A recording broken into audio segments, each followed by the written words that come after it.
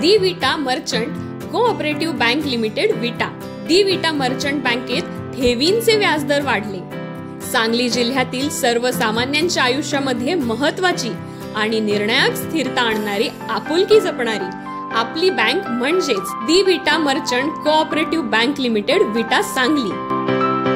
दी विटा merchant bank म्हणजे सभासद, ठेवीदार आणि खातेधारकांची अतूट नाते व संबंध जपणारी बँक.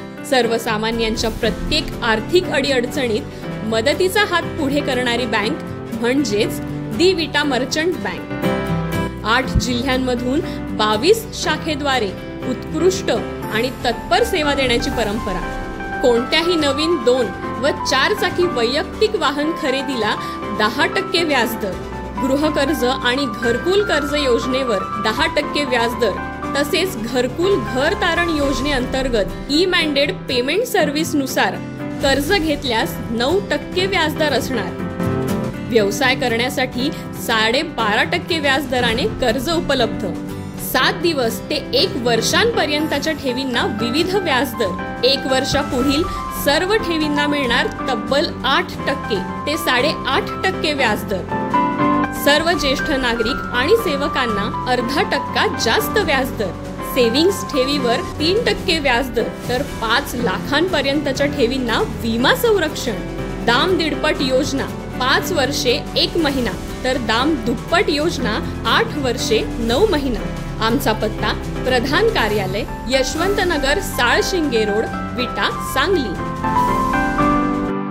नमस्कार, आपण पाहताय सांगली न्यूज. पत्रकारावर हल्ला, तपास संथ गतीने, अजूनही 2 आरोपी फरार.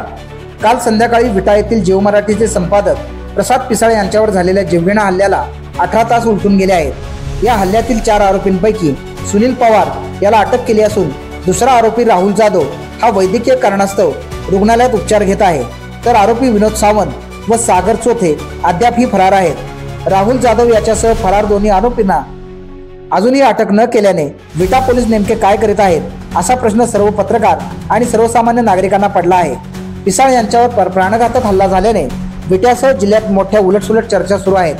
सर्वसामान्यांचे प्रश्न हे सर्व पत्रकार समाजासमोर आणि प्रशासनासमोर मांडत असतात आणि त्यातून पीडित, उपेक्षित यांना न्याय देण्याचा प्रयत्न करत असतात. त्यामुळे पत्रकार हे समाज आणि प्रशासन यांच्यातला महत्त्वाचा दुवा म्हणून काम करतात. पण काल झालेल्या विट्यातील या निंदनीय प्राणघातक हल्ल्यामुळे पत्रकार आणि सर्वसामान्य नागरिकांत भीतीचे वातावरण तयार झाले आहे. अशातच अजूनही आरोपी मोकाट फिरत असल्याने न्याय मागायचा कोणाकडे असा प्रश्न निर्माण झाला आहे. आतापर्यंत सर्वसामान्यांवर असे हल्ले होत होते, परंतु पत्रकारावर जीवघेणा हल्ला पहिल्यांदाच घडला आहे. आता पत्रकारच सुरक्षित नसल्याने त्याबद्दलचा न्याय कोणाकडे मागायचा असा प्रश्न सर्व पत्रकार बंधूंना पडला आहे. जिल्हा पोलीस प्रमुख संदीप भोगे यांनीही तातडीने घडलेल्या घटनेची नोंद घेऊन तपासाची यंत्रणा गतिमान करून आरोपींच्या मुसक्या आवळल्या पाहिजेत अशी मागणी जोर धरू लागली आहे. तसेच गुरुवार दिनांक 13 रोजी सकाळी 11 वाजता विटा पोलीस ठाण्यावर विटा व परिसरातील सामाजिक संस्था, कार्यकर्ते आणि सजग नागरिक मोर्चा काढून निषेध व्यक्त करणार आहेत.